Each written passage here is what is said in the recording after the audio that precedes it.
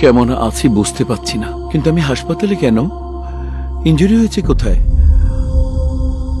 হাত, পা, বডি সব তো ঠিকই আছে। কিন্তু স্যার। আরে কিন্তু কি? ইনজুরি হয়েছে কোথায় সেটা বল। স্যার, ইনজুরি হয়েছে আপনার মেইন পয়েন্টে। মানে আপনার হার্টের পার্মানেন্টলি ড্যামেজ হয়ে গেছে স্যার। আপনি আর সাত্তার ভাই নাই, সেতারা বেগম হয়ে গেছে। স্যার, ওই হ্যাকারই আপনাকে পুরোপুরি হিজড়া বানাই দিয়েছে।